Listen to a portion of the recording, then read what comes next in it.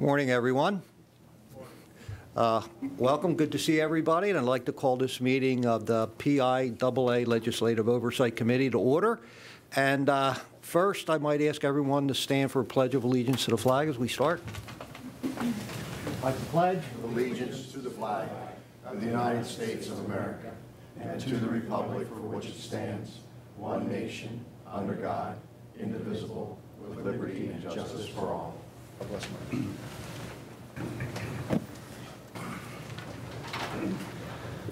Okay. Again, thank you all for being here. Just set up a couple ground rules. We are being taped. I understand PCN is probably going to be playing this live or maybe later on, so we are being videotaped. There's a little discrepancy about how long we have the room for. It was originally, we had it till 11 o'clock. Now it might be 10, but I understand we can go past 10 o'clock. So we might have to set up a little ground rules for the testifiers because I want to make sure we get everybody in on time. So what I might do is we have 3 panels to testify, and what I might do is let the 3 panels testify and then open it up for questions afterwards if everybody would stick around so that we can ask, members could ask questions afterwards. I just might let everybody go around and say hello to members that are present here. I might start out with Representative Fee. Good morning. I'm Mindy Fee. I'm from the 37th District, which is northern Lancaster County. Dave. Good morning. Representative Dave Maloney, Southern Berks County. Thank you. Tommy Tomlinson, 6th Senatorial District, Bucks County. Joe Scarnati, State Senate, 25th District. 8 counties. And I'm Gene DiGirolamo from Bucks in the 18th District. And to my left is Sean Harris, who is the Executive Director for the Oversight Committee. Okay, with that, just a couple opening remarks. I mean, I think this is a really important issue. You know, I've heard over the years, and maybe starting to get a little bit louder, about the advantages that the private and Catholic schools have. And again, this is only, I'm hearing basketball and football. They're the only 2 sports I'm hearing. I'm not hearing anything else about any of the other sports. So Representative Mindy Fee, and she has a constituent who is going to testify today. She asked that if maybe we could have a hearing on this. I'll be very honest with you. And Representative Mike Reese, welcome. Sit up front here. I'll be honest, I've never been a proponent of separating the championships. But I think it's the responsibility of the committee to listen to some of the concerns that are out there, and we are very, very much willing to do it. And again, it's basketball and football. I'm not hearing any other complaints or concerns about any of the other sports, whether it be boys or girls. And you know, the one thing that would raise a red flag for me, and I'll just say this, I mean, tuitions at these private and Catholic schools are getting really, really high. I know some of them are approaching $20,000 or even more. And there have been complaints that have come to me personally from back in Bucks County and from other parts of the state that some of these athletes are getting subsidized with their tuition somehow, whether it be through the schools, whether it be through alumni or alumni association. But nobody, as far as I know, has ever bought one shred of evidence or proof if that is going on. Now, if someone would bring evidence and proof that that is going on, that would certainly, on my part, raise red flags, because I think that would not be fair and would be going against the rules. So, until we have some evidence or proof of that, I'm not sure separating these championships is a good idea. But with that, we're willing to hear the concerns, and I'm going to call the first panel up, which is Dr. Robert Lombardi, who's the Executive Director of the PIAA, and with him is also Mike Solomon, who is the Director of Legal Affairs, and I might ask you both to come up. And Bob, if you would, if there's anybody else from the PIAA that you would like to recognize, please go ahead and do so before you start. Thank you, Representative DiGirolamo. With us today is some of our staff. We have Jen Grassel, our Assistant Executive Director, Melissa Mertz, our Associate Executive Director, Mr. Patrick Gephardt, our Assistant Executive Director. We have our intern with us for the summer, Dakota Landis. He's working with us, and we have our Chief Operating Officer, Mark Byers. Okay. We also have with us our legal counsel, Alan Boynton. Okay. Thank you. And make sure the microphone is on. Yep, green. And if I could ask you both to kind of limit your testimony between 10 and 15 minutes, that would be. We'll do And that. Before you get started, would like to recognize the presence of Senator Costa, a member of the Oversight Committee, and also Representative Will Tallman. Will, if you want to sit back here with us, you're more than welcome. I will. Okay. Since you invited me. Okay. Next to Mr. Reese. And you can begin Okay. whenever you're ready. Thank you, Representative DiGirolamo. Good morning, everyone. Thank you for the opportunity to be here. I have a brief statement I would like to make on behalf of PIAA. And in speaking with Executive Director Harris, we understand there are 3 issues to discuss today: private schools and charter schools, classifications, and the transfer rule. And I believe the committee would like some input on that, and I'll attempt to briefly address each of them. Private schools have been members of PIAA since 1972, when the General Assembly required PIAA to accept them as members. Since then, PIAA has not attempted to classify schools differently because they might be public, private, or charter. We have treated all schools equally. We further understand that the change to the public school code to allow private schools membership in PIAA intended that those schools be allowed in postseason playoffs.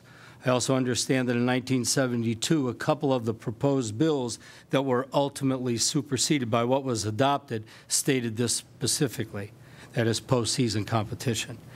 As you have, PIAA has also heard many complaints over the years of alleged athletic recruiting by private and charter schools. We recognize, though, that to survive, private schools must recruit. The challenge is finding the line that they cannot cross. Here are some of the issues that we hear annually about private and charter schools. The recruiting of student athletes results in them having a higher percentage of success in basketball, especially girls basketball. And after graduation, many of these students admit that they transferred to play sports. Charter schools sponsoring sport teams cause PIAA a dual eligibility problem and a funding problem for public schools, since the public school is basically funding 2 sport programs, the charter program and the public program. Charter schools in basketball appear to be all-star teams or successful AAU teams. Our member schools have recommended that charter school eligibility should be the same as homeschoolers at the public school of their residence, or in the alternative, be classified by adding to their enrollment that of the public school they reside, or allow athletics or athletes eligible at the charter school sponsoring sports, so they wouldn't be able to go back to the public school if they didn't have a sport program. It would just be at the charter. The second item, classifications. PIAA classifies by sport and by gender. We take the number of schools that sponsor each sport and divide them equally in the number of classes. An illustration would be if there are 100 schools sponsoring a sport and we have 4 classifications, we would place 25 schools in each classification. We will put that list out to the membership and allow schools to voluntarily move up if they so desire. After a deadline, we'll prepare brackets for postseason competition and put this through a 6-month, 3-reading process. Excuse me. So all constituents may have their voice heard on playoff bracketing. This generally seems to be the fairest manner to classify schools. However, the system is not perfect, and there can be abuses, particularly when schools take students from outside their boundary or drawing areas. When that happens, some of our members have advocated that those schools should have to move up in classification. Many feel the distinction between public and private is outdated, and that when we are classifying schools, we should really be looking at the differences between boundary and non-boundary. However, about 10 years ago, we looked at just defining schools in this manner, we were directed by this committee to not move forward after it passed 2 readings. In light of the seemingly increasing concerns with competitive fairness, revisiting this issue might be appropriate. The transfer rule uses the natural break of ending junior high school and moving into high school as a line of demarcation. Transfers from all schools other than after the natural break are what have caused us issues. The purpose of the transfer rule is to deter athletically motivated transfers. With that purpose in mind, the courts have directed us to basically make an individual assessment to each student to determine whether their transfer was athletically motivated. That can be a very difficult process, but we are not confident that there's a better one. If you took a national survey, you would find there's not a state association across the country that has a transfer rule that is foolproof. Part of the transfer rule is a principal-to-principal sign-off form. This form is currently being reviewed by our competition committee. The competition committee has already added 8 items to further detail the form and add more objectivity into being able to make a decision upon it. The form has caused some concern because there is sentiment that it is not being consistently applied across the state. The other items of issue on the transfer rule are the impression that the sending school signs off just to get rid of someone who is causing it disciplinary or other problems in the school. Students who shop around, trying to get the most media exposure or the best opportunity to play for a state title. Mid-season transfers, particularly those that alter the competitive balance in the middle of a season. We're attempting to address the in-season transfer with a mandatory temporary sit-out before the student may play. Many feel that this issue is really a success issue because certain schools are consistently having success over others. Public schools feel that they're at a disadvantage, competitive disadvantage, since non-boundary schools are attracting students that are also high-level athletes. The competition committee will discuss in depth competitive balance and possible solutions that may include a success factor like the one used in Indiana, or the possible tracking of transfer students, and if a student receives transfer students, they may have to move up in classifications. In looking at these issues, we are cognizant of our role in athletics. Because we are an inclusionary organization and oppose discrimination or segregation, we are very reluctant to issue blanket rules excluding certain schools or teams from competition. Folks, thank you for the opportunity to be here today and to give you a brief sketch of the issues that they have been brought forward to us.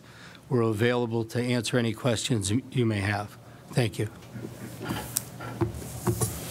Mike, do you have any remarks at all? Okay. If it's okay with the members, I thought I'd let everybody testify first, unless somebody has to leave early and would like to ask questions.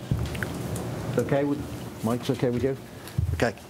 Okay. Thank you. With that, I'm going to bring up our second panel from the PA Catholic Conference.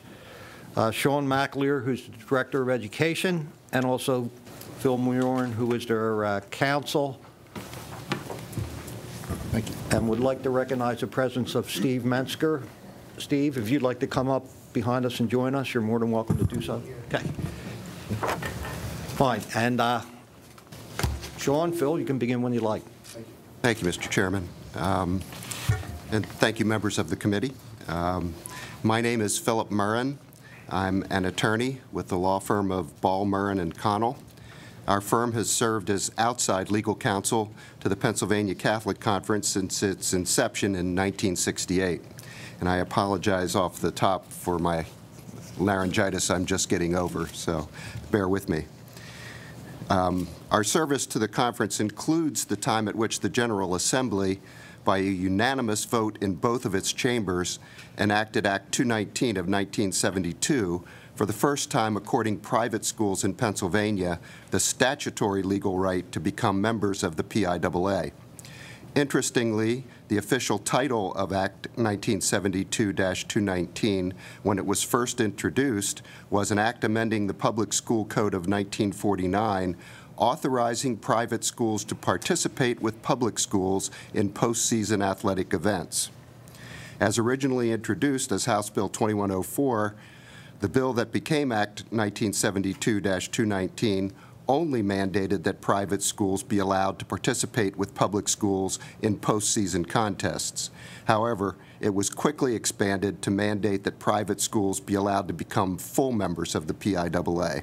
It was thus not enough for the General Assembly to merely allow postseason competition on an equal footing for private schools. It went even further and mandated full membership for private schools. It would therefore fly in the face of this demonstrated legislative intent for the PIAA, at the behest of its overwhelmingly public school majority membership, to now downgrade the membership rights of non-public schools by discriminating against their rights to participate in postseason contests. There are a multitude of complex, varied, and even intensely individual elements that produce high school athletic success. One of the most important is the competitive culture experienced by young athletes before they reach high school.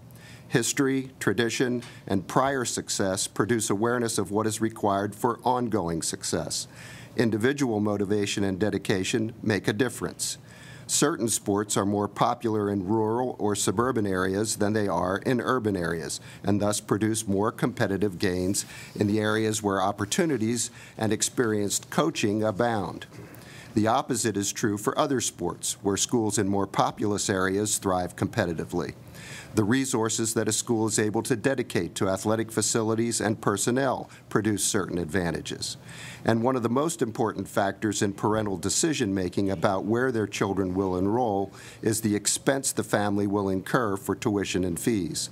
With the ever-increasing burden of college tuition looming before them, the option of a tuition-free high school education is ever more often the decisive factor for families. Under the present provisions of the Public School Code, a student who resides in a public school district has the full option of enrolling in the public schools of another district, so long as the family is willing to pay the receiving district's tuition charge. That tuition charge is set according to the statutory formula established in Section 2561 of the School Code and includes multiple factors such as aggregate salaries, overhead costs, and property maintenance costs. Often this results in the computation of a relatively high tuition amount, and many parents find this discouraging. However, the relevant fact remains that district boundaries are no legal barrier to enrollment in another district's schools. Moreover, in some of the larger school districts in the Commonwealth, high school-age students have the tuition-free option of choosing from any of the high schools operated by the district, not just the school closest to their residence.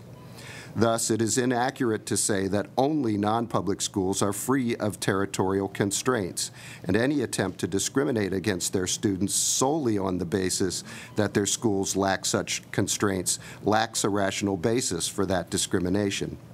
That lack of rationality behind such a discriminatory treatment is further demonstrated by the fact that if the asserted lack of territorial constraints for non-public schools is the sole factor in their athletic success, then that factor should produce the same results in favor of non-public schools in every sport across the board. That is dramatically not the case, as is demonstrated by the PIAA's own data. Non-public schools are a distinct minority in the PIAA membership and thus are always vulnerable to majority public school interests. For many years, non-public schools were excluded entirely from PIAA membership and had to conduct separate championships until the General Assembly stepped in and protected the students whose families have exercised their constitutional right to choose a non-public school. Any discriminatory retreat from the equal treatment mandated by the General Assembly in 1972 in order to alter the expected outcomes of athletic contests in the future would be an ill-considered affront to the students and their families who have worked so diligently to produce their own success. Thank you, Mr. Chairman. Sean? Thank you, Mr. Chairman. Honorable Chairman DiGirolamo and distinguished members of the PIAA Oversight Committee, my name is Sean McAleer, and I am the Director of Education for the Pennsylvania Catholic Conference. Thank you for allowing me to testify on this important matter today.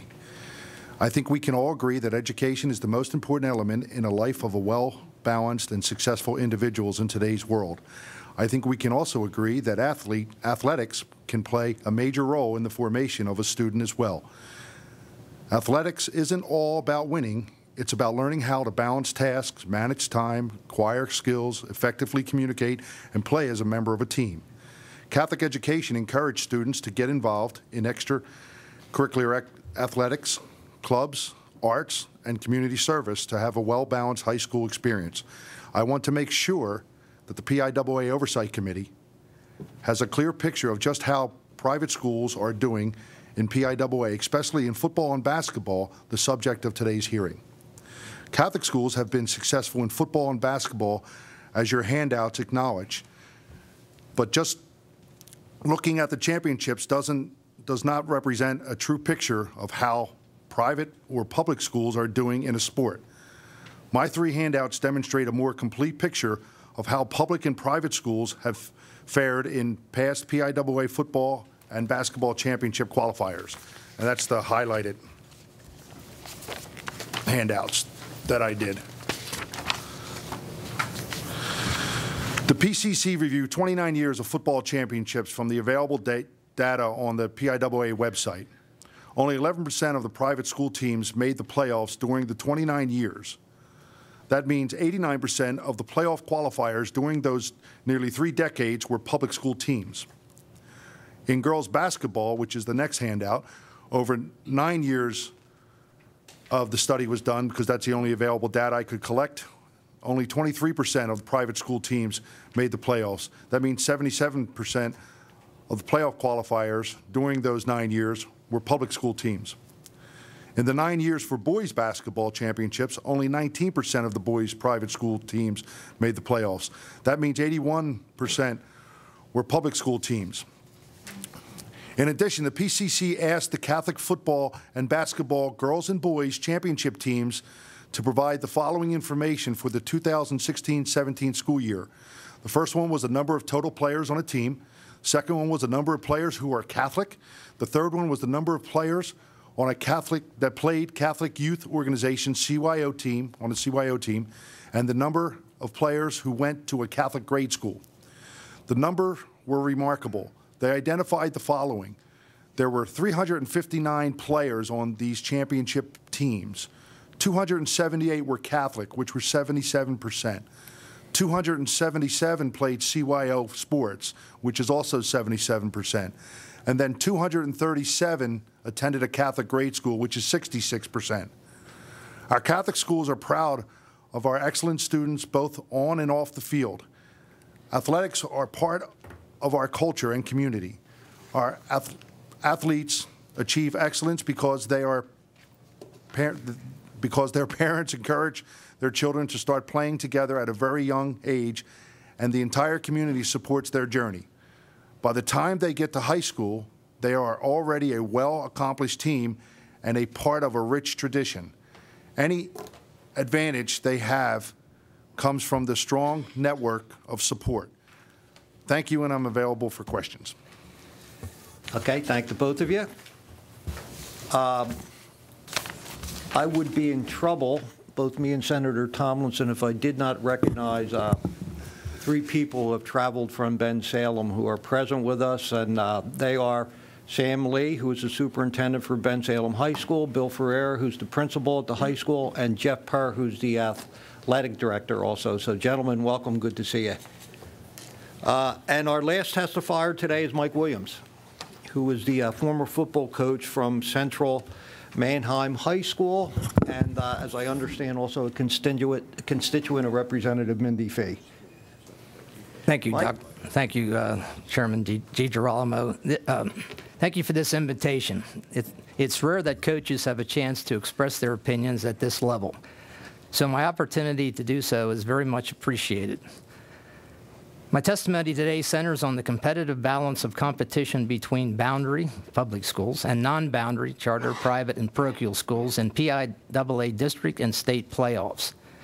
I think we can see I have some documents in there, and I think they've already been discussed, documents regarding the success of football and basketball. And one of the documents shows that in the last 8 years, there has been a marked spike in the success of non-boundary schools in state football playoffs, similar to the success that has been going on for a very long time in basketball. I don't believe this success is coincidental, but rather is due to a systematic process over the years.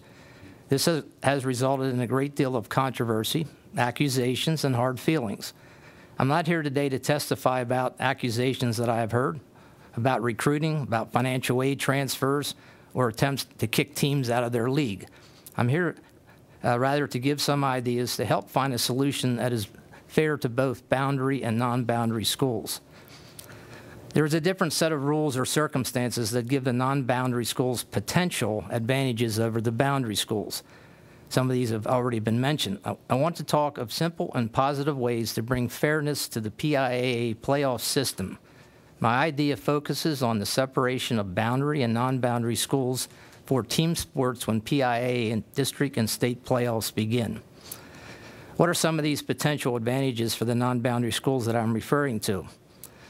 Well, as already been discussed, by their nature, non-boundary schools need to recruit. I've included some advertisements in this from the local newspapers. The Lancaster newspaper, for example, if you look at ad number 1, Lancaster Mennonite High School.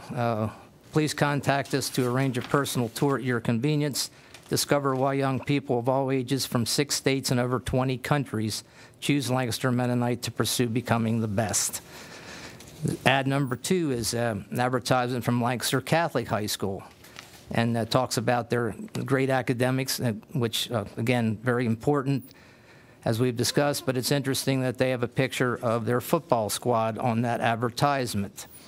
Ad number 3 is an ad, actually it's a clinic brochure from St. Joe's Prep, and talks about we're having a clinic for young men entering grades 7, 8, and 9, and it also includes an open house and talks about the successes of their head coach, all of which would be against the rules probably for any of the boundary schools. So anyway, there's just some examples. So by their nature, also, the non-boundary schools, dioceses, for example, could provide financial aid, and by their nature, non-boundary schools can have students who did not live in close proximity to the school they go to, or live in a school district, or live within the county, or live within the diocese, or the state, or even the country. I can tell you that many people get very upset when they find out that a Pennsylvania high school team that wins a PIAA state championship has players on it from another state. Regardless, all of these advantages would probably be red flag violations for any of the boundary schools, resulting in PIAA sanctions. Regarding the controversial issue of financial aid, which was already mentioned here, I have a question, a rhetorical question. Who would be the Oversight Committee or the PIAA, or have they developed any mechanism to investigate the stories about boosters, agents, and coaches obtaining financial aid for non-boundary student athletes? I think it should be the PIAA or the Oversight Committee's job to ensure that it's not happening, but to either have the time, resources, money, and legal right to do so. To me, the providing of financial aid is not the major issue, but the fact is that you can't monitor it is the issue, and that provides a good reason for separation. I believe that some of these differences mentioned have created a college or even a professional-like atmosphere that includes recruiting frenzies at high school all-star camps and combines, free agency, tryouts, stealing players, and social media hype that has helped us to lose focus on the real value of high school athletics. I don't know if we can ever change this atmosphere, but it certainly would be refreshing to see the PIAA do something positive for the high schools in Pennsylvania that still run athletic programs the right way, and that includes both boundary and non-boundary schools. As was mentioned earlier, in 1972, that was 45 years ago, House Bill 2104 was passed authorizing that private schools, mostly parochial at the time, I would assume, must be included as members of the PIAA and be included in postseason playoffs with the public schools. Back in 1972, it was vastly a different time when families sent their children to a private or parochial school to get, in many cases, a religious education, and they went to the nearest neighborhood school. It wasn't about going to the athletic powerhouse, and they certainly weren't thinking about driving 30 or 40 miles to a school going out of state. By the way, the football playoffs didn't even begin until 1988. At the time, it seemed like a perfectly good concept. But as I said, times have changed. It seems relevant to revisit this law. My proposal would be for you to think about separating the non-boundary and boundary schools when playoffs begin. The NCAA seems to get it right with their 4 divisions based on allotted scholarships, financial aid, and resources. It allows a school like Millersville, with less scholarships, less resources, and less prestige, to play Michigan during the regular season if they wished, but they don't have to play them for a national title. I don't see why a similar philosophy cannot be discussed by our PIAA. By using this type of system, no school will be excluded from any opportunities that they presently have. I don't doubt for a minute that I may be missing some long-enacted rule that presently makes all this supposedly impossible, that some lawyer isn't ready to pounce on the idea, that many PIAA directors would think, who the heck is this guy? But I'm sure some proponents of the present system would argue that a large percentage of the student athletes in private and parochial schools have gone through those systems most all their lives. We just heard that. That's a wonderfully positive statistic. But with that, it still allows them, if they wish, to go to whatever non-boundary school they choose. And until public education becomes school of choice, the system is unequal. I'm sure this idea would mean that the PIAA staff and district directors would have to think out of the box and maybe rethink and change some of the long-standing formulas. But what would be wrong with going with a few more champions? Let's say 6 boundary and 3 non-boundary, for example. It would only raise the present amount of champions from 1% to slightly over 1.5% and would allow those potential advantage differences between boundary and non-boundary schools. It's a win-win for all and is far from everyone gets a trophy model. There are plenty of people out there that are upset and frustrated with the present format, and that includes those high school athletes in certain sports and classifications that are beginning to realize that the team they will play on may never be good enough to compete for a state championship, no matter how hard they work for it. So that concludes my remarks, and I, again, would be available for any questions. Mike, if I could ask you just to stay right there. Okay. And I think what I might do is bring everyone who testified up front. We can sit at the front table. Bob and Sean and Phil, I think we can get one more chair there, and we can make room for 5. I know we only have 1 microphone, so Pass it around. I'm going to ask you to share that.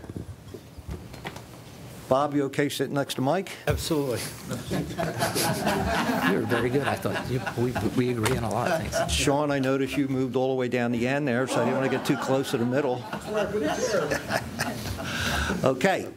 With that, I'm going to open it up to questions, first from members of the Oversight Committee. And Senator Tomlinson is first for question, and he is the Vice Chairman of the Oversight Committee. Senator? Thank you, Mr. Chairman, and thank you for holding this hearing. I guess I'm a little concerned that we're looking at this as discrimination and we're holding people out. I watched the Catholic conference testimony. I like to look at it like we're trying to put our students and our student athletes in a position to compete on a level that they can compete on. I grew up in an era when Levittown first came into being, and so Bishop Egan and Neshaminy and Pennsbury were the big schools because Levittown just exploded, and the other schools became smaller schools, so we created 2 divisions so that the student going to the smaller school could compete for a championship. And the student that went to Neshaminy, who had 17,000 students versus 3,000 students, you balanced out the league.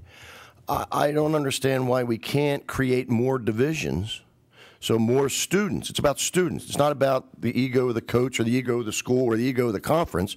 It's about how can we put our students in a position to compete on a good level and give them an opportunity to be successful. I mean, this is a classroom. This is not about egos. This is about, let's put our students in a position that they can be successful and give them a good learning experience. And I don't understand why we would call that discriminatory. Why wouldn't we call that expanding out the opportunities into other levels? Mike, you want to take a shot at it? And I think you're exactly right on. I think, like I said, I think you're right on. I think the example of what the NCAA does is what we could do here in Pennsylvania with a little bit of an open mind, thinking out of the box. There's two different levels of thinking here. What the Catholic schools, the advantages, I think that the Catholic school, private school, parochial school education is fabulous. It's a very important part of our society, no question about it. Their sports are important, but it doesn't mean that we have to play against them. And if they would be in another division in the PIAA, they still would have that success, that chance, opportunity to compete for a state championship. And we have over 500 schools that play football here, so to have a few more state champions would be nothing. It gives those, as I said, those schools that may never have that opportunity a chance. And many other states have more than 6. We have 6 classifications now.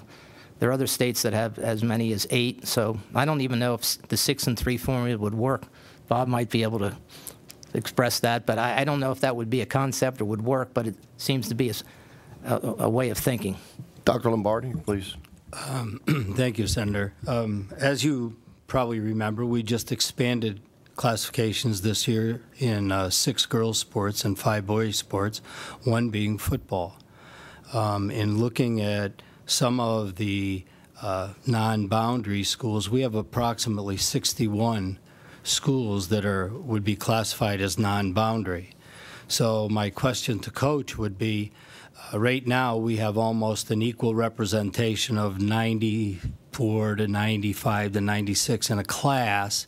So what do we do with those other 61? Do we let 20 in a class, those 3, to end up with 9 champions, and then you have an unequal distribution and you have an unequal playing floor, so to speak, that 20 are competing for a state championship versus 90. And that's always been a concern of the boards, to have some type of consistency across the Commonwealth, that we have equal distribution in those classes. Do I understand your point to be just that number? I mean, I'd like to focus more on the level of competition and on the qualifications instead of just whether it's this number or that number. It's actually the students' abilities and the school size and the resources, which we've all heard about. I think that the number is almost irrelevant. Not irrelevant, but the percentages are. Mike, I'm very passionate about this particular subject. I've often thought that, to be honest with you, that the equal numbers of schools in each classification does not represent equality. It's enrollment that represents the equality. And as a head coach for 34 years and coaching in football for almost 50, to me, it's equal enrollments are the key issue. And I could care, to be honest with you, I could care less if the super schools, the biggest schools in the state, if there are only 20 of them, let them battle it out for the state title. Just put my school in a situation where they're competing with schools with similar enrollment. So I often thought that when there were 4 qualifications or 4 classifications, that the 25% rule was not really something that I thought was great, because originally we had in 4A, we had a discrepancy of enrollments between the bigger schools and the lowest schools in that classification. It seemed like unfair, so I think that's why we tried to go to 6 to make that more equal. But, you know, the fact that I think you got to put the schools where they belong, and this is a perfect example in my mind of doing it. And Representative Tomlinson, that's exactly what we did with our expansion. We had schools playing more schools in like size. That was the key. I think the next step that I think you're expressing is possibly what they've done in Indiana, and it's based on success. Let's not kid anybody in this room. We wouldn't be here if schools weren't winning. This is the key in all this. The elephant in the room is success. And Indiana has put their arms around it by saying, if you win X number of either a regional playoff or a district playoff or a state playoff in a cycle, then the next cycle you may have to move up. We'd be willing to look at that, and our competition committee has started to looking at it. But there's a drawback on it in some cases because sometimes, and Coach will tell you this, you get a good run of athletes through a school.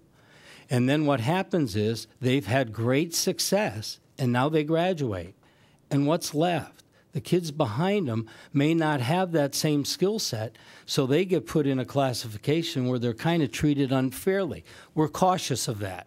And this is probably not an overnight fix, but we certainly hear you about success. We also have heard you about people moving in, and that's why we were considering looking at where kids are coming from.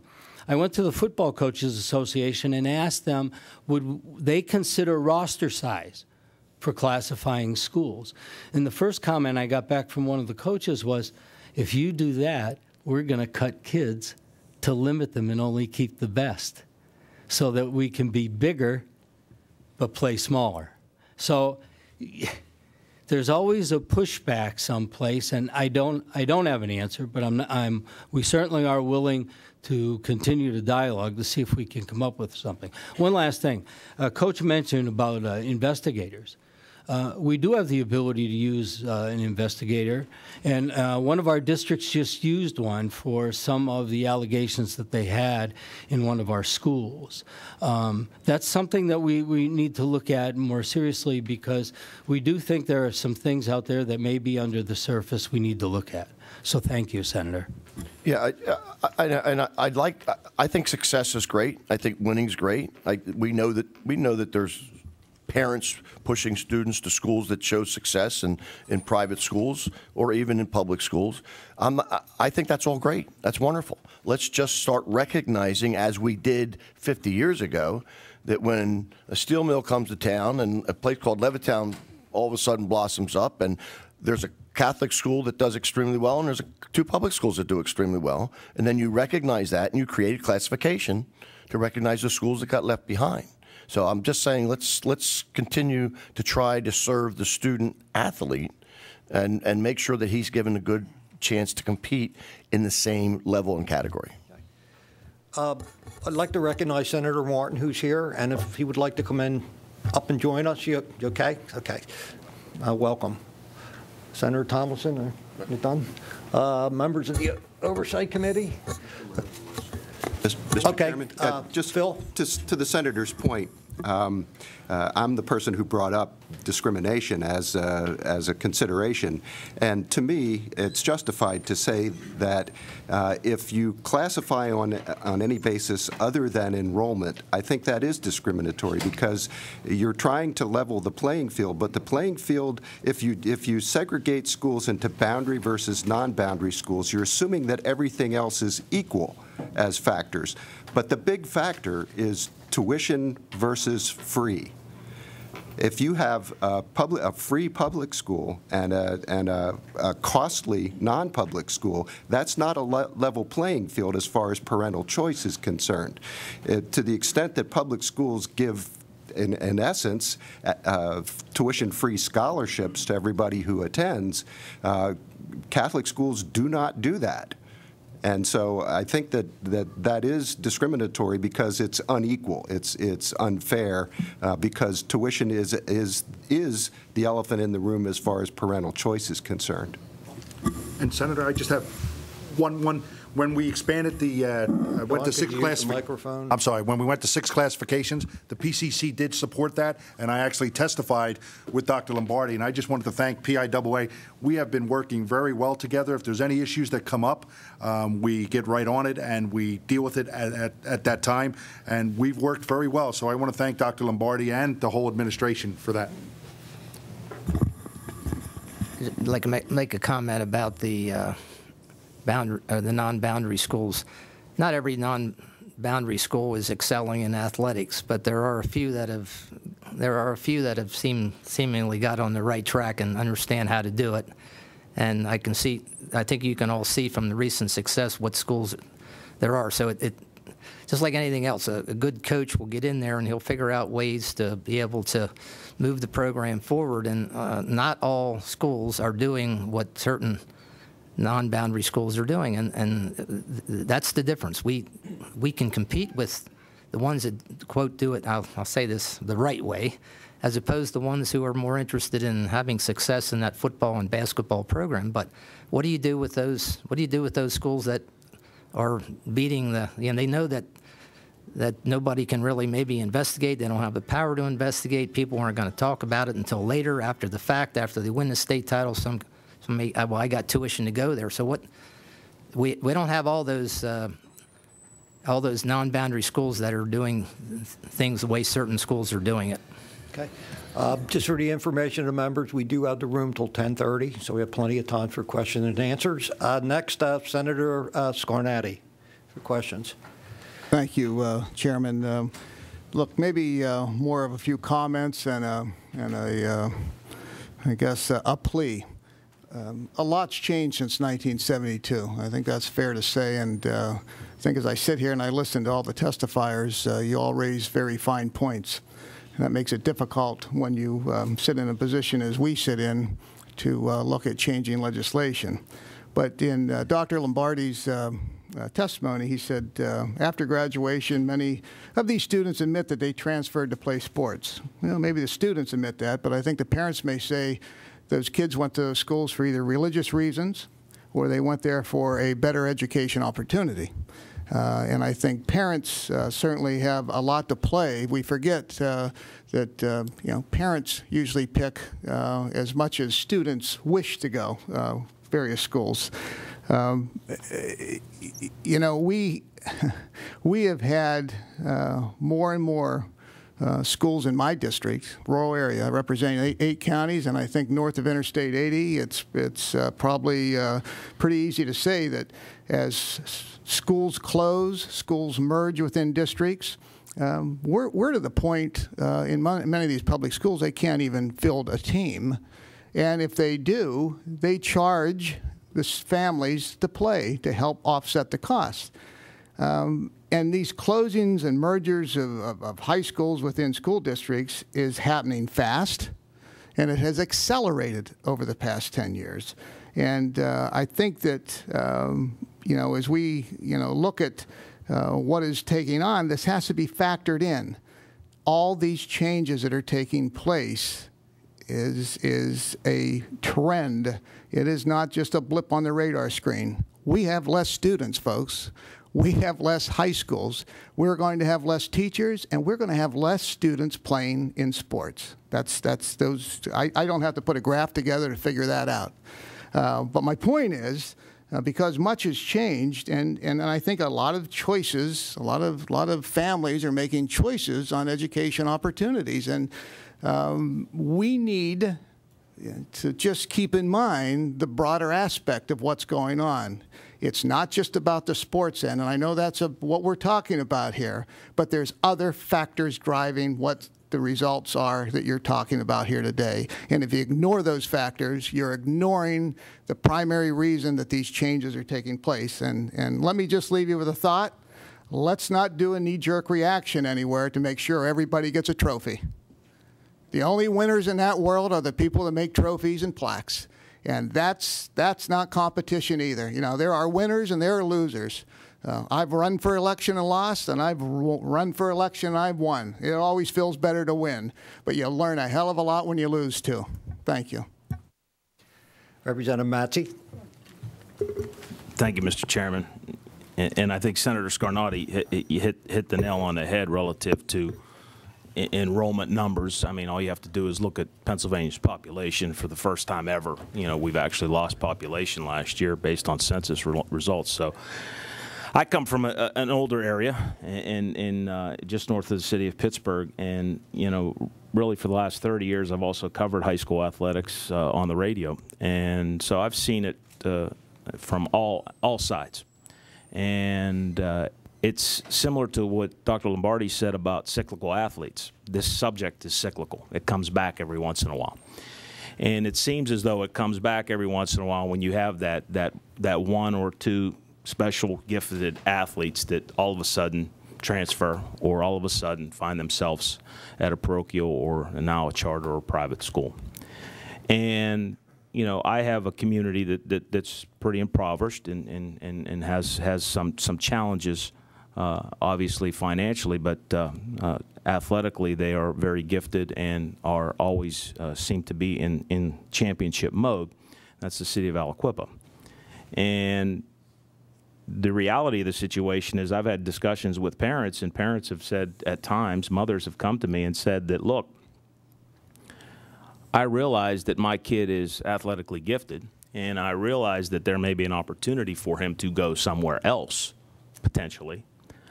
But in that situation, because they have been so successful and they stay more often than not, to stay and wear the red and black and be an Aliquippa equipped. But I think really there is no magic answer, and I think I applaud what the PIAA has done with the 6 classifications. I applaud what you've done in listening to this committee about, you know, some of those challenges that happened in that first year, and I think that moving forward, hopefully that will actually relieve some of the issues that are being brought forth today and have been discussed in the past. But I think really the one thing that we should probably enforce more than anything, and it's not even something that should be done statutorily in my judgment, self-policing.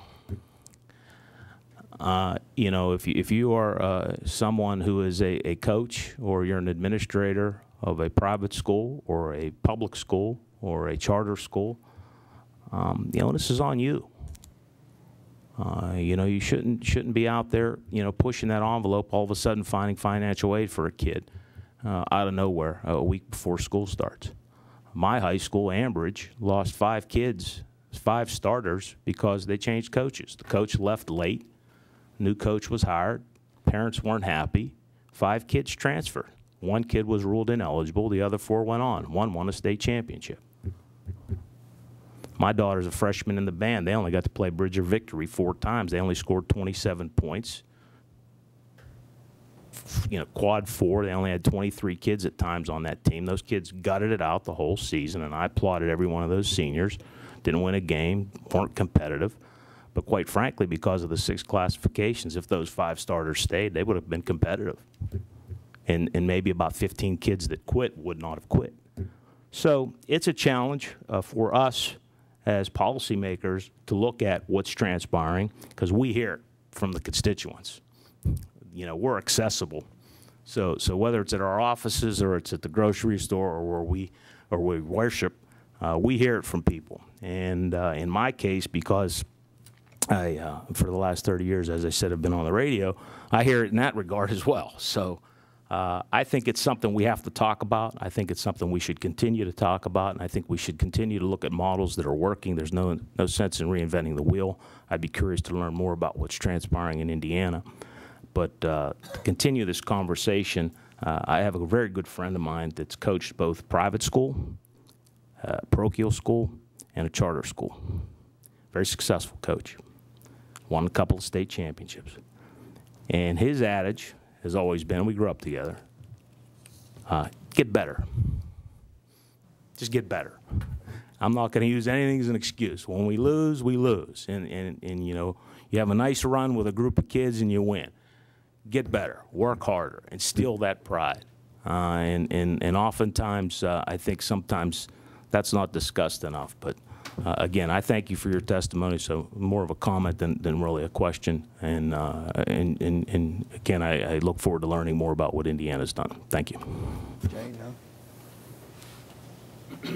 Senator Costa. Thank you, Mr. Chairman. Just very briefly, and I appreciate everyone's testimony, and as my colleagues indicated, you know, these are tough calls that we'd have to make at some point going forward. But I want to go back a little bit to, I think, the testimony regarding the transfer rule, and ask the question. I know Mr. Lombardi, or Dr. Lombardi, you brought it up as part of your testimony, but beyond that, I didn't really hear a whole lot of conversation about it. My question is, what is being done to examine that? Is anything being done to revise the rule or work to take steps to look at how we can revise this rule to make it more consistent and make it more equitable across the Commonwealth. As I understand it, it's been reported to me that there's a tremendous number of inconsistencies. I think Representative Matchey just explained one where he had 5 students transfer. One was eligible or deemed ineligible. Other ones were able to continue to play elsewhere. And it seems to me as though they all left for the same reason. So those types of inconsistencies, I think, are in my view, problematic. Is anything being done to revise or look at the, aside from the Indiana model that moves you up into classification? Not sure that's the best solution, but is anything else going on along those lines that would be beneficial for us to look at? Thank you, Senator Costa. Yes, we are reviewing the transfer rule as we speak. We have a competition committee that has met 2 times, and we have started on the ground, the basement floor, so to speak, and starting with the athletic transfer form that the principal sign-off is on. And we tweaked that. I think just in our last board meeting in May, we made 8 additional changes. We also received from the Athletic Directors Association a couple recommendations to take a look at the transfer rule.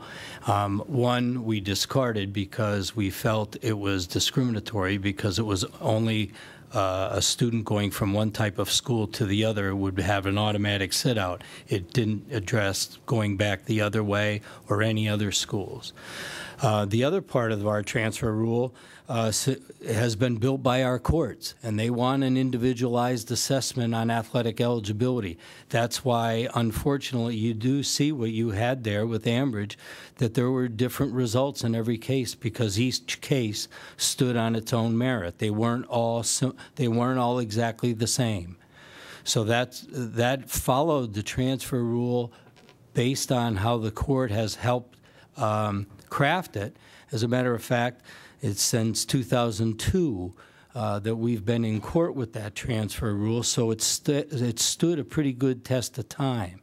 The other item that I testified to earlier is there's not a state in the country that has an answer to this. It's a very difficult situation, and Senator Costa, you know this, and you've probably seen this in your backyard. My son's a great athlete. Everybody knows my son's a great athlete, and everybody's after him, even Coach right here. And Coach is a great coach, but Coach isn't recruiting him, but I know he wins a district championship every year, and he's going to be in the state playoffs. Well, you know, my school hasn't won in 5 decades.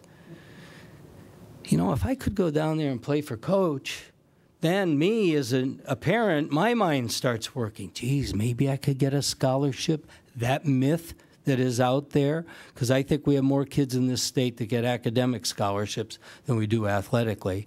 However, everyone sees that one player that, and you had one in your area, the young man from Clairton that went to Penn State earlier this year. He's an outstanding talent. But they're the exceptions. But because of his reputation and how great he is and the program he's run, now I want to be part of it. Is he recruiting? Or am I buying into drinking the Kool-Aid? And that's the part in the transfer rule that hurts because, as Senator Scarnati said, school of choice is very important to you folks. I get it. We get that.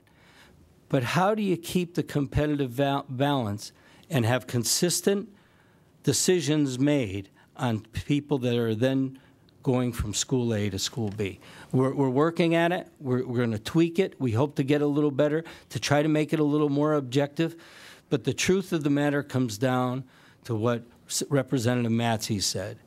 It's the integrity of the principal of the school to stand up and be counted and to say, is this athletically motivated or not?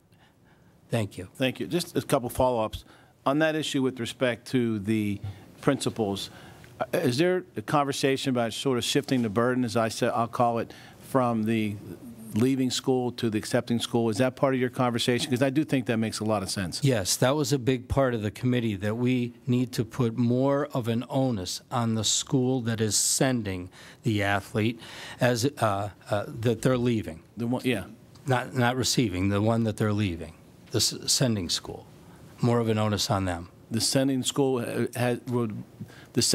would have the burden of demonstrating that that student is leaving for athletic intent or non-athletic intent? For athletically motivated purposes. And what is the process right now? That is part of it. We're just trying to shine that up a little bit and put a little more illustrations in our transfer, our athletic waiver form that people can look at and see that this is not a fully exhaustive list, but these are to play for a better coach, to have better media exposure, to have the opportunity to play for a state championship, those type of things in there. Additionally, the other thing we've tweaked with that is we have noticed a number of in-season transfers where a student starts at your school and goes to preseason practice and maybe even plays a contest, and then leaves during season and goes to another school. We're trying to develop, it's passed on a first reading, we tabled it a little bit to try to kick the tires, but to have a mandatory sit-out to get people to tap the brakes. And finally, I appreciate you bringing to light the whole issue with charter schools, and it didn't dawn on me until you mentioned that you really have public schools that are funding 2 sports programs. Because those are the resources, and I've got a real issue with the way we fund charter schools to begin with and some of those things, but at the end of the day, that's another reason why we need to go back and look at some of this stuff with regard to the charter schools. So thank you very much. Thank you, Senator. Okay, I'm going to have questions now from members that are present that are not on the Oversight Committee. I'm going to start off with Representative Mindy Fee first. Thank you, Chairman, for allowing me to, actually, I have more of a statement than a question, but as I hear people talking, if we look at the numbers, less than 20% of the kids are in non-boundary schools, and yet over the past few years, they've been winning 75% of the champions, 67% of the championships. So I don't think it's a fluke. I think it's a pattern that's happening. And, I come from Mannheim, where Coach Williams has been the coach for, over 30 years. He has successful teams. He won section titles, district titles, and a state championship in 2003. But as I look at some of the school teams today, there's teams that have 5, 6, 7 D1 players on one team during one season. Now, in all Mannheim's history, Coach, I don't know, did we ever have 7 District 1 players? I mean, it's years. So that's where I go. That's where I think it needs change, the balance. So I'm not an expert in this. I'm not sure how you come up with it. But to have teams that go up against other teams that have 61 players on doesn't seem like a fair process. Thanks. Okay, Representative Maloney. Thank you, Mr. Chairman. Find this hearing to be somewhat interesting, to say the least. I've been an athlete my whole life. I'm a PIAA official for track and field and cross country.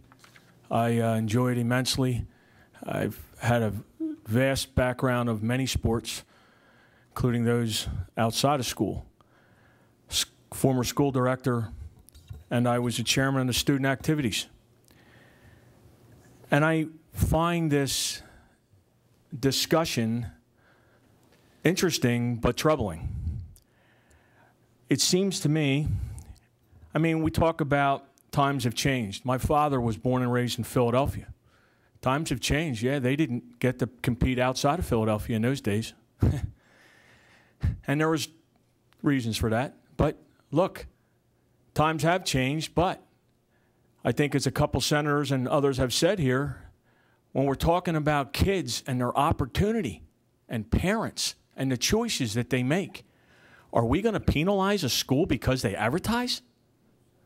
Are we going to penalize a student because they pay and their parents pay enormous property taxes, and then they decide to send their child to a school because they love wrestling and the program that they have at school isn't any good? Come on now, guys. I'm not so sure that some of this discussion makes sense at the end of the day if we're talking about the choices that parents make, as Senator Scarnati said, the opportunity that kids have. I have a superintendent that just denied a student his future because of some irregular policy, and that child now couldn't compete in his last year's championship to potentially go on for his future. I don't think that superintendent had the prerogative to deny that. I hired coaches because of their ability. Is that recruitment? Sounds like it to me. I had a school district that's girls field hockey is statewide known for their success. That happens to be their niche. I don't know why you would hold that against them. But I certainly don't find fault with my brother who pays tremendous property taxes and sends his boy to Becca to wrestle. I'm not so sure that this is even necessary in the fact that it seems to me that we've almost created a competition, and yet we're saying we're serving kids. So I know I sound a little passionate about what I heard today, but that's what it seems like I heard. I mean, if a school wants to teach because of religious convictions and they have a great volleyball team, kudos to them. Same way for a public school. But to say that there's this competition that is unfair, I'm not so sure that we're putting credit where credit is deserved. And that's kind of what bothers me. So I appreciate it, Chairman. I really like the discussion, but I'm somewhat concerned about the bigger picture. So thank you. Could I make a comment on that? Absolutely, Mike. I think what you're saying is perfect, okay? There's nothing wrong with teams, non-boundary schools having championship teams and parents wanting to have their children go there for a great education. They are paying public school taxes, but that's all the more reason, in my opinion, because they can do things like that, that we should separate it. And we can still have these state championships. They can still be state champions, be successful, but we're just in a different classification. We're in a different setting. We're not competing with the schools that can't do those things. So my whole premise is that the private schools, charter schools, they're all great. They're all necessary. They're all wonderful. They do great things for kids. There's no question about that. But when it comes to the things, the athletic part of it, why not have them have the same opportunities they presently have by winning? They can still win state championships, but again, because of what they can do, it's a little different.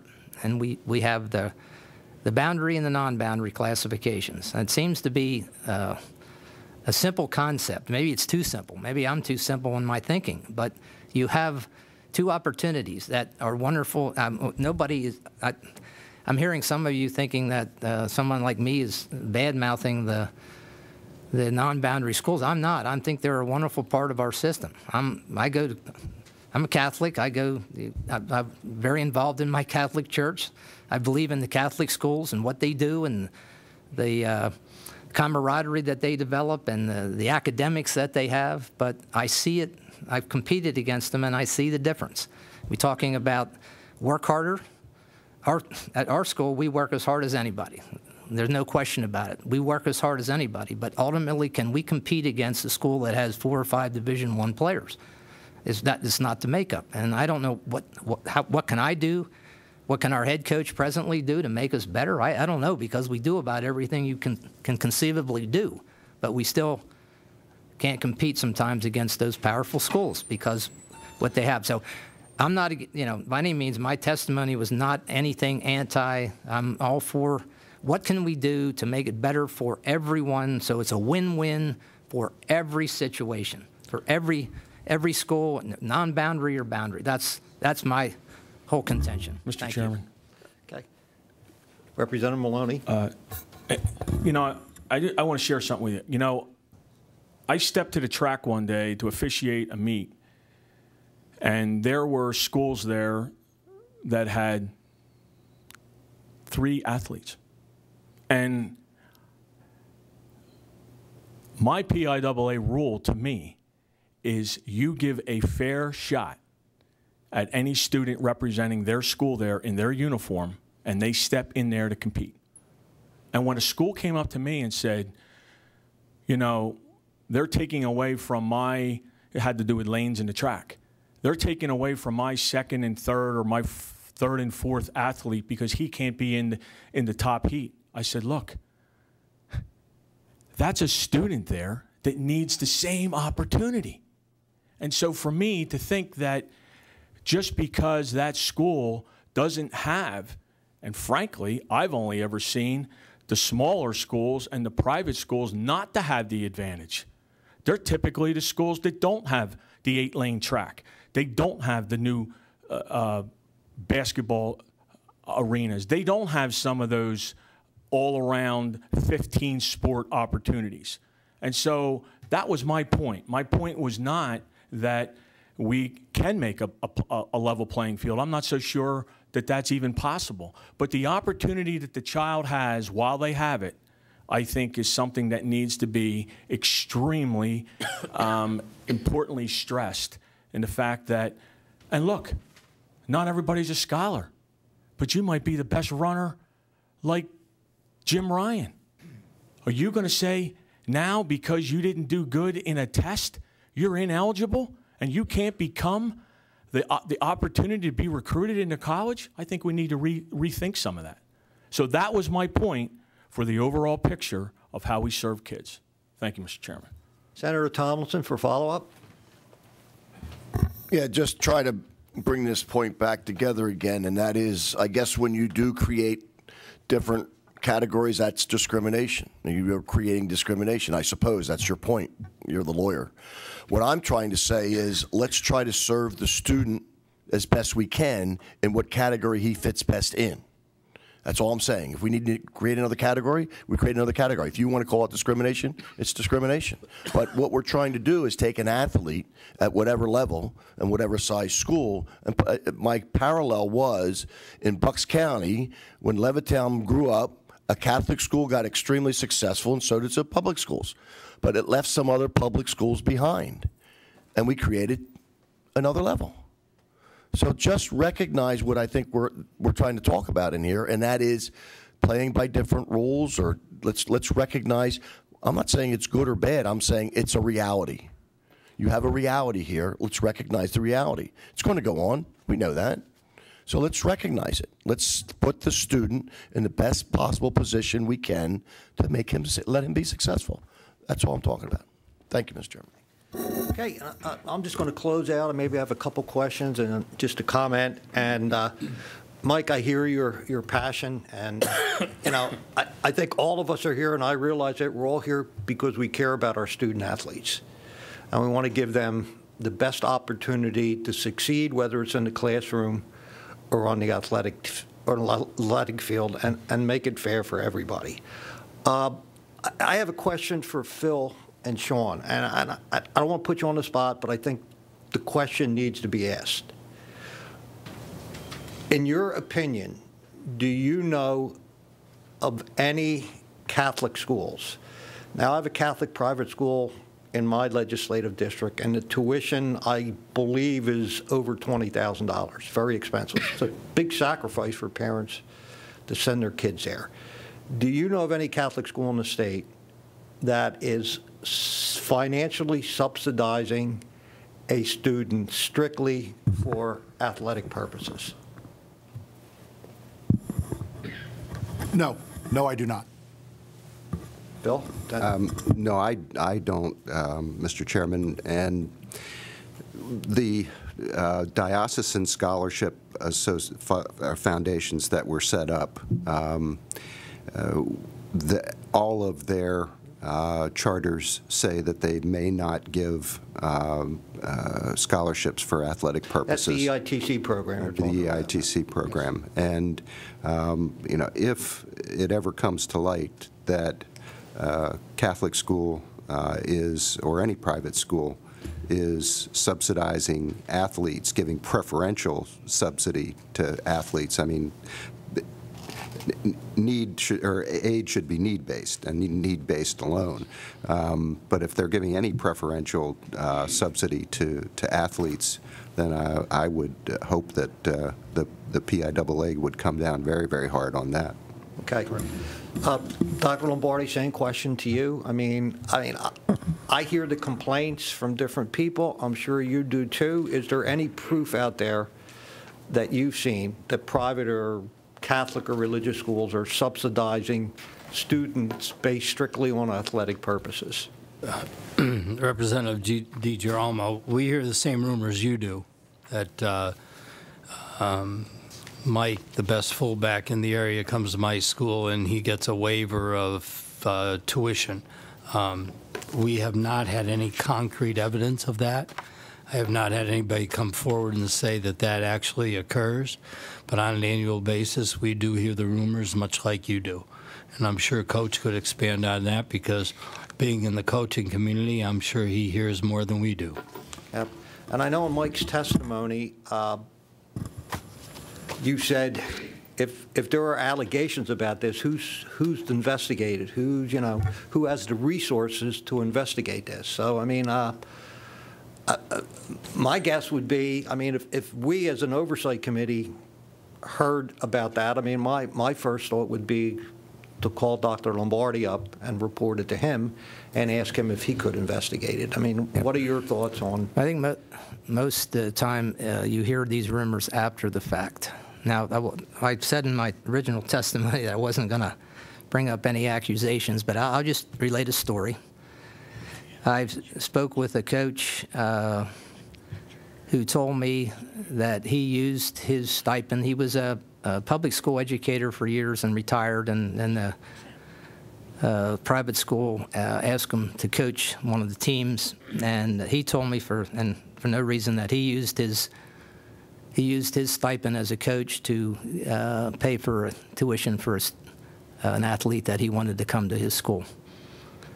This was directly from the coach. Now, obviously, this was after the fact, and something that, like, we hear these rumors, but I have no avenue, no way to investigate it, and nor would I want to, because most of the time it's after the fact. Most of the time, Mike Williams is going to walk into a private school and say, "Show me your books." You have no way of proving it, and this is my contention of one of the reasons for that separation, because you can't really have. I can't imagine you'd have the time, the manpower, even the legal right to go in and find these things out. So most of us as coaches, we hear these stories and we just figure we can't do anything about it, so we just keep on going. But I'd venture to say that it is going on, but I have no proof, and so therefore it's all hearsay and gossip. Okay. Gene, just as a final comment, a couple things. One, we do have the ability to follow up on these things. We have not only on the website for allegations of someone that is violating our bylaws, and we will follow up on those. If some of these things would come true, I will say to you, we would be not happy to chase them down, because it does take an awful lot of energy and effort, but we will do that, especially if it is a written violation that's submitted to us. A number of years ago, we had a team go through the championships, and there was a question of where their students were living. And we did investigate that based upon submitted documentation, and took action against them and revoked the championship that they had won due to the fact of some skeptical residences. So yes, we have done that. Years and years ago, we took a title away from Allentown for a violation of our bylaws. But there is a process that our schools have, and we'll follow it. Okay, thank you. And just one final question on the transfer rule, Dr. Lombardi. And to me, it seems the process you have set up with, if I understand it right, the principal sign-off. I hear that it's difficult for the principal of the school that the child or the student is leaving. it's difficult for that principal to make make waves and say this student is leaving for athletic purposes. I mean, is that really the case? I mean, are there instances where the principal of the school that the child is leaving has put up a fight and said, you know, this student is leaving for athletic purposes, or for the most part, do they just go along with what's happening and just sign off on it? Well, they do put up a fight, and some of them, as Representative Matzi said, some of them stand up and do a better job. As I said in my testimony, some people are glad to get rid of a problem. If it's a student that's causing problem in their school, or it may be the parental involvement that they're tired of. They would just rather get them out the door. That's some of the things that we're trying to tweak to get it away from those people so that it's not so subjective and more objective, so that we can put the brakes on those type of things. So yes, it does occur. We do have principals that do stand up and or athletic administrators who stand up and be counted, and they're the people that make our rules work, because the fact of the matter is PIAA is our schools. It starts with our principal and athletic administration, and they are what PIAA is. And I'd like to thank you for having us here today and sharing this. Yeah, with that, I mean, I thought we had a great discussion today, really, from all of you and from the members here, and let's continue the conversation as we move forward. And again, we want to do what's best for the students and the athletes here that attend our high schools here in Pennsylvania. And we want to make sure they're getting the best education and the best athletic opportunities that are possible. So with this, I now call this meeting of the PI Legislative Oversight Committee adjourned. Thank you all for attending.